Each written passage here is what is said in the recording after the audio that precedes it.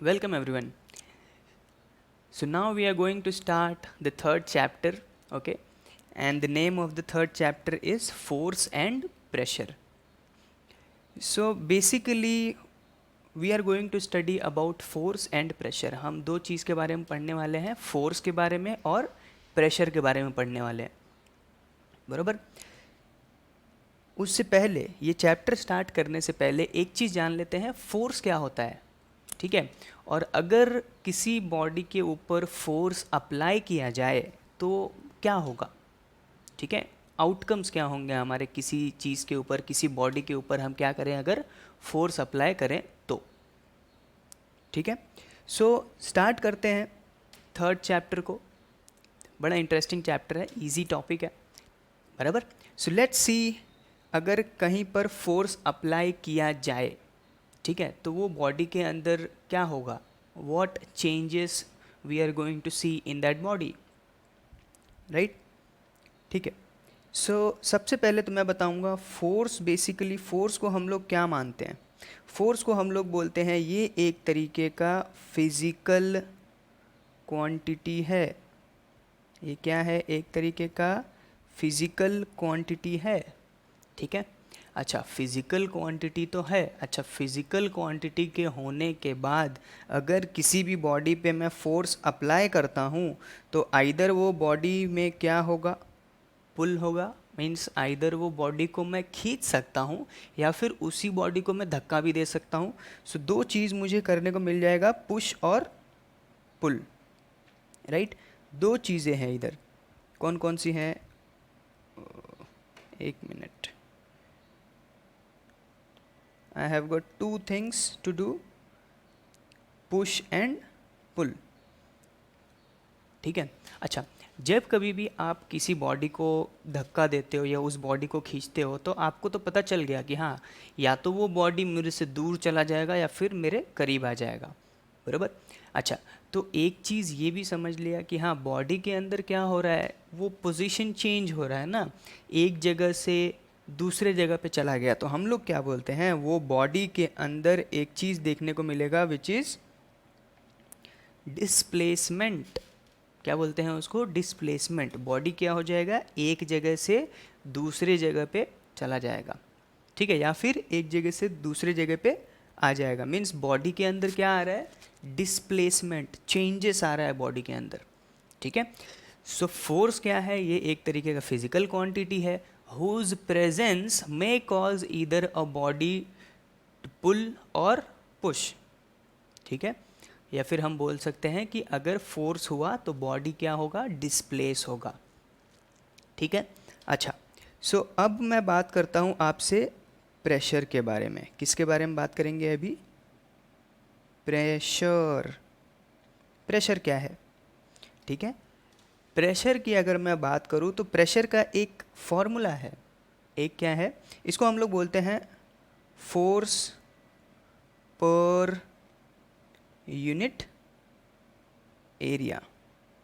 क्या बोलते हैं इसको, फोर्स पर यूनिट एरिया, उसको हम लोग बोलते हैं प्रेशर, ठीक है। अच्छा, तो प्रेशर का मतलब तो समझ लिए, ये फोर्स पर यूनिट एरिया है। मतलब इसको अगर मैं मैथ्स में लिखूं तो pressure is equals to F upon A, ठीक है। जब कभी भी आपको ऐसा कुछ रिलेशन दिखे, ठीक है, ऐसा कुछ मैथमेटिकल टर्म दिखे जिसमें लेफ्ट हैंड साइड पे कोई न्यूमरेटर पे है, ठीक है, लेफ्ट हैंड साइड पे क्या है, कोई चीज़ न्यूमरेटर पे है, ठीक है, और राइट हैंड साइड पे कोई चीज़ डिनोमिनेटर में है, तो आप सबसे पहले ये समझ लीजिएगा कि ये दोनों एक दूसरे से इनवर्स रिलेटेड है। कौन कौन सा रिलेटेड है, इनवर्स रिलेटेड। नाउ ये इनवर्स रिलेटेड क्या होता है, तो इसका मतलब होता है अगर मैं एरिया बढ़ा दूं, क्या बढ़ा दूं, अगर एरिया मैं बढ़ा देता हूं तो प्रेशर क्या हो जाएगा, मेरा कम हो जाएगा।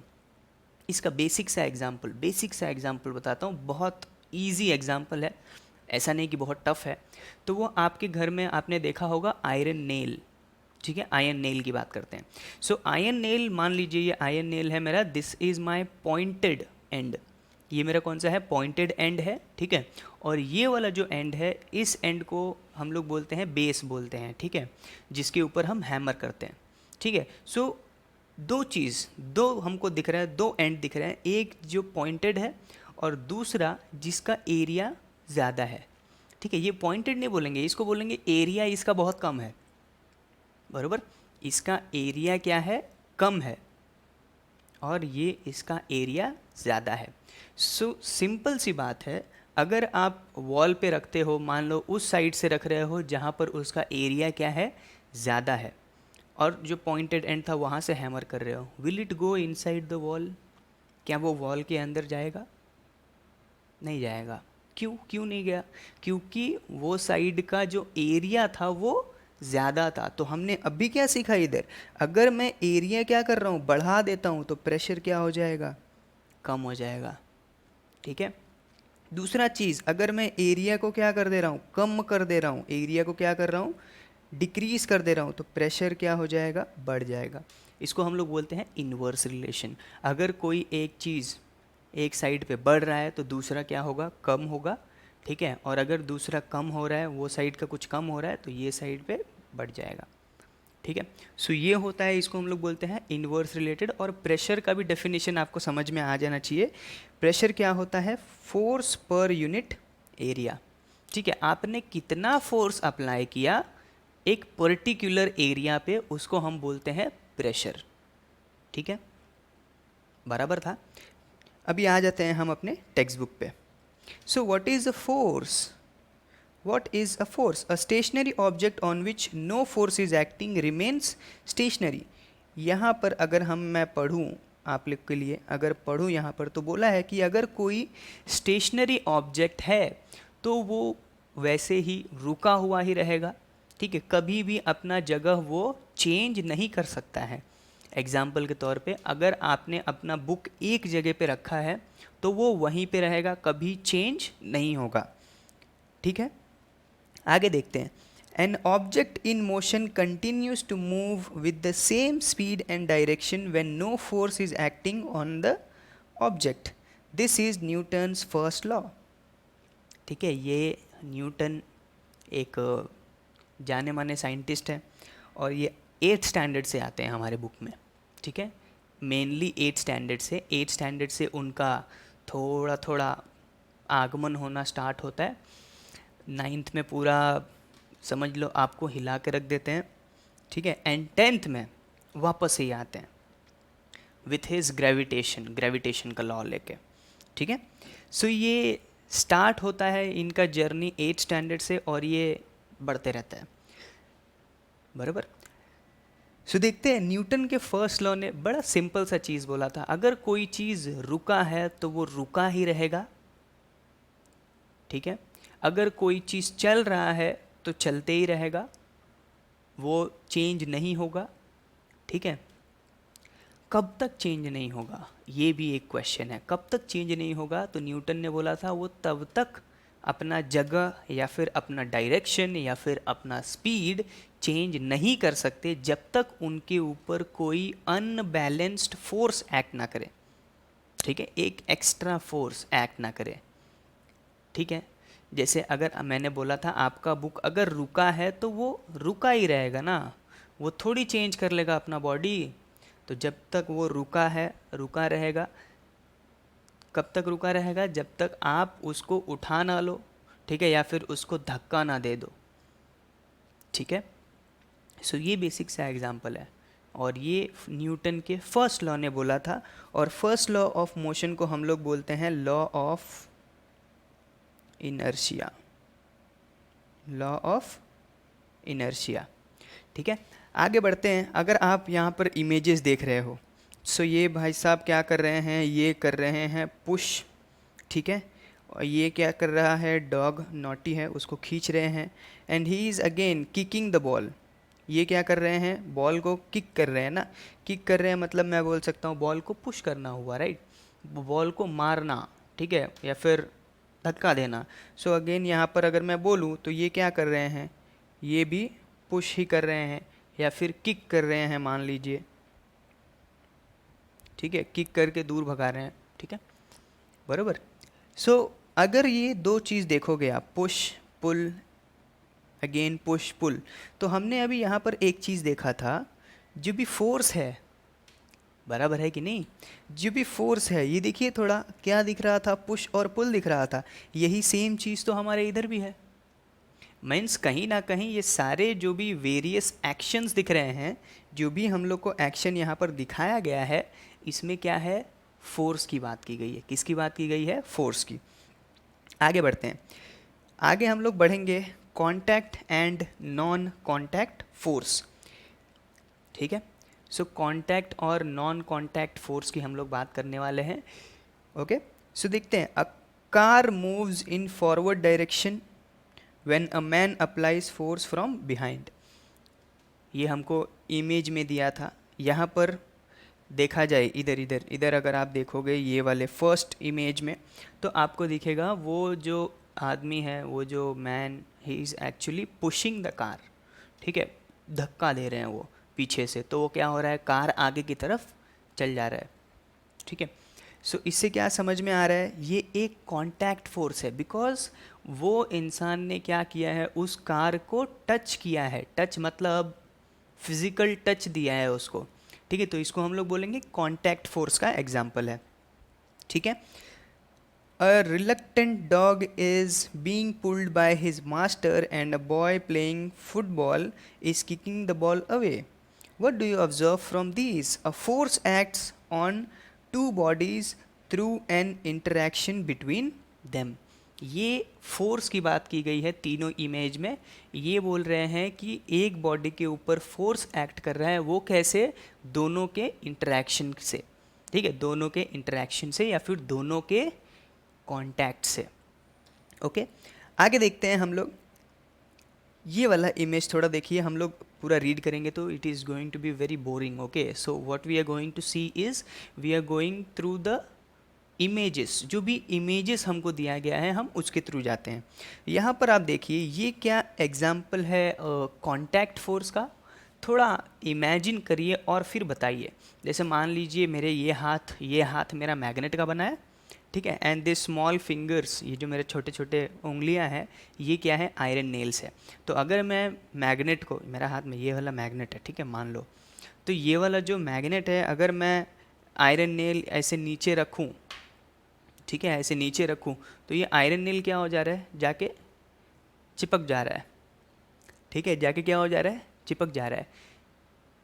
सो ये कौन सा एग्जाम्पल है? ठीक है, ये जो भी एग्जाम्पल है, थोड़ा आप लोग सोच समझ के मुझे बताइएगा कि ये कांटेक्ट फोर्स है या नॉन कांटेक्ट फोर्स है, या सर पहले ना वो उसके ऊपर कुछ फोर्स एक्ट कर रहा था जिसमें कुछ टच विच था नहीं।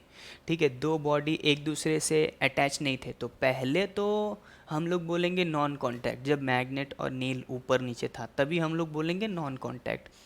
लेकिन उसके बाद ना सर वो फोर्स ऐसे एक्ट किया कि ये सारे नेल्स मैग्नेट में जाके चिपक गए, तो हम लोग बोलेंगे कांटेक्ट फोर्स। तो ये थोड़ा सोच समझ लीजिए, सोच के बताइएगा मुझे कि वो कांटेक्ट फोर्स है या फिर नॉन कांटेक्ट फोर्स का एग्जाम्पल है। ठीक है, अच्छा, यहाँ पर अगर आप लोग देखेंगे तो ये क्या होता है, ये आपने कभी देखा रहेगा, स्कूल में आपने ट्राई भी किया होगा, I know, because our childrens are very smart. Okay, बहुत ज़्यादा स्मार्ट है वो, हमसे 100 कदम आगे हैं। ठीक है, बराबर। सो अभी जैसे विंटर के सीज़न में ड्राई हेयर पे आप अगर कोम्ब को या फिर अपने स्केल को ऐसे रब करें, रब करने के बाद वो पेपर के छोटे छोटे पीसेस उधर गिरा के अगर उसके ऊपर रखोगे ऐसे, ठीक है, तो वो पेपर के पीसेस क्या हो जाते हैं, चिपक जाते हैं ऊपर। ठीक है, ये कैसे हुआ, ये कैसे चिपक गया ऊपर, इसको हम लोग बोलते हैं स्टैटिक इलेक्ट्रिक फोर्स। क्या बोलते हैं इसको? Static electric force. ठीक है, जो रुका हुआ फोर्स होता है एक तरीके से। अगर आप स्टील का स्केल नहीं है, प्लास्टिक का जो स्केल होता है, उसको अगर आप रब कर रहे हो, ठीक है, if you are constantly rubbing that plastic scale, उसके अंदर एक तरीके का चार्ज आ जाता है। ठीक है, क्या आ जाता है, एक तरीके का चार्ज आ जाता है। तो रबिंग कॉजेज, रबिंग, अगर आप किसी चीज़ को रब कर रहे हो तो वो चार्ज प्रोड्यूस करता है। ठीक है, सो रबिंग कॉजेज इलेक्ट्रिसिटी या फिर चार्ज प्रोड्यूस करता है। ठीक है, बराबर। सो ये भी बताइएगा। और ये थर्ड वाला जो है, ये इमेज में आपको क्या दिख रहा है, coconut falling from a tree. ठीक है, कोकोनट क्या एक ट्री से गिर रहा है. So is it an example of contact और नॉन कॉन्टैक्ट फोर्स. ठीक है, तो देखते हैं. Iron nail gets attracted to the pole of a magnet due to magnetic force. Okay, magnetic force की वजह से आयरन नेल क्या हो गए, मैग्नेट से चिपक गए. A coconut falling from the coconut tree, objects are attracted to the earth due to the force of gravity. Gravity की वजह से, ये जो थर्ड इमेज है, ग्रेविटी की वजह से वो कोकोनट क्या हुआ, नीचे गिर गया. When a comb gets rubbed against hair, small pieces of paper kept on table get attracted to the comb. Okay, get attracted to the comb. The comb has electrostatic charge. comb में क्या आ गया था, electrostatic charge आ गया था. There is an induced opposite charge on the pieces of paper and pieces stick to the comb. तो paper में कौन सा था, उसका ऑपोजिट फोर्स था. ठीक है, अगर दो ऑपोजिट चीज़ हैं तो they will always attract with each other. For an example एक एग्जाम्पल लेता हूँ. जैसे मान लीजिए मेरे पास एक बार मैग्नेट है. This is north pole and this is south pole, and I have another magnet जिसका ये north pole है और ये south pole है. So if you see these two ends, अगर आप ये दो चीज़ देखेंगे तो आपको एक चीज़ पता चलेगा, ये तो साउथ पोल रहा और ये रहा नॉर्थ पोल. मीन्स मैं बोलूँगा ये कौन से हैं, ऑपोजिट पोल्स हैं. कौन से हैं, ऑपोजिट पोल्स. या फिर आप बोल सकते हो दूसरे तरीके से, अगर आपको चार्जेस के टर्म्स में जानना है तो ऑपोजिट चार्जेस. ठीक है, सो ये दोनों ऑपोजिट हैं. सो जब कभी भी ऐसा सिचुएशन होगा तो दे विल ऑलवेज अट्रैक्ट. दोनों क्या हो जाएंगे, अट्रैक्ट हो जाएंगे. इसे इधर लिख देता हूँ मैं, दोनों क्या हो जाएंगे, अट्रैक्ट होंगे. ठीक है, आपने एक और चीज़ ऑब्जर्व किया होगा, अगर इसी चीज़ को मैं थोड़ा सा चेंज कर दूँ, थोड़ा सा उल्टा फुल्टा कर दूं तो क्या हो जाएगा. जैसे अगर साउथ पोल और साउथ पोल दोनों एक सामने सामने कर दिया मैंने. क्या कर दिया, साउथ पोल और साउथ पोल. मीन्स मैंने क्या कर दिया, अभी ये ऑपोजिट पोल्स नहीं है. Now they are not opposite poles, they are like poles. अभी कौन से पोल्स हैं ये लोग, लाइक पोल्स. ठीक है, तो जब कभी भी लाइक पोल्स एक साथ आ जाएंगे तो उनके अंदर अट्रैक्शन नहीं होगा. ठीक है, वो क्या करेंगे, repel. What will they do, they will repel from each other. एक दूसरे से दूर भागने की कोशिश करेंगे. आपने ऑलरेडी मैग्नेट के साथ सब खेलते हैं, आपने भी कभी मैग्नेट के साथ खेला होगा. मैग्नेट का देखिए एक साइड जो होता है वो चिपक जाता है इजीली, दूसरा साइड एक दूसरे से दूर दूर दूर दूर दूर दूर भागते रहता है. ठीक है, ये हम सब ने गेम खेला है बचपन में, हमको जादू लगता था. ठीक है, तो वो बेसिकली जादू नहीं था, वो क्या था, लाइक पोल्स एक साथ आ जाते थे तो वो दूर दूर चले जाते थे, और अनलाइक पोल्स हमेशा क्या करते थे, अट्रैक्ट करते थे, या फिर ऑपोजिट पोल्स क्या करते थे, अट्रैक्ट करते थे. आगे बढ़ते हैं. ठीक है, force is seen to act through direct contact of the object via one more object. Such force is called a contact force. एक ऐसा फोर्स जो दूसरे बॉडी के ऊपर एक्ट कर रहा है विद एन इंटरैक्शन. ठीक है, या फिर डायरेक्ट कॉन्टैक्ट के हिसाब से, तो इसको हम लोग क्या बोलते हैं, कॉन्टैक्ट फोर्स. कॉन्टैक्ट फोर्स क्या होता है, force is seen to act, या फिर a force which acts with a direct contact of an object with another object.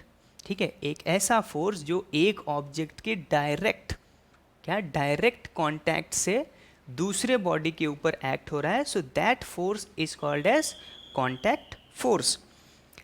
Okay, if a force is applied between two objects, even two objects are not in contact, such force is called non contact force.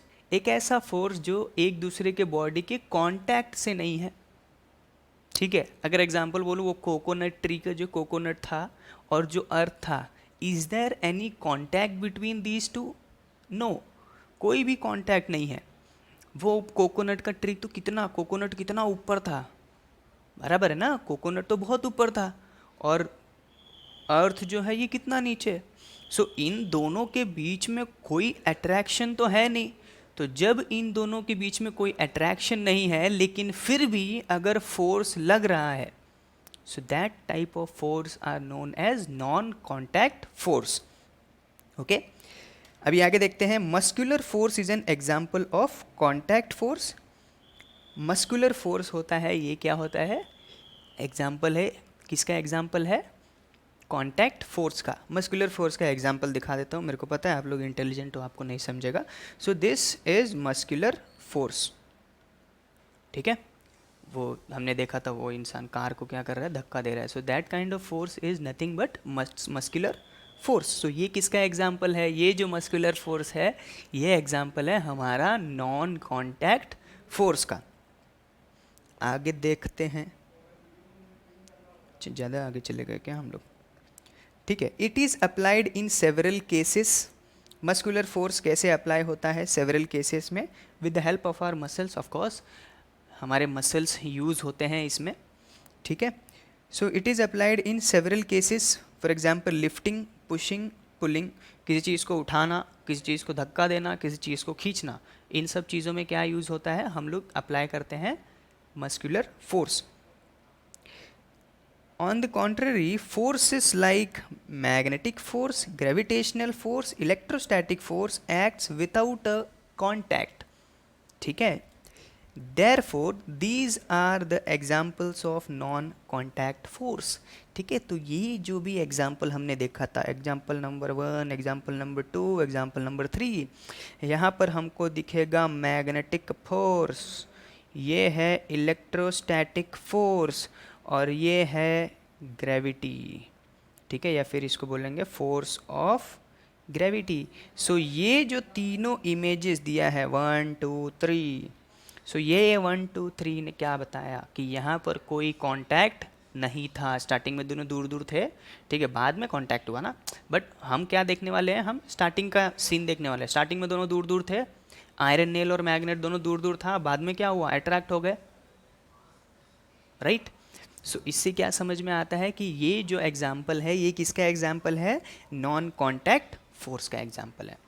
ठीक है, when a ball is kept on a table and push a little it moves ahead and get slows and stop.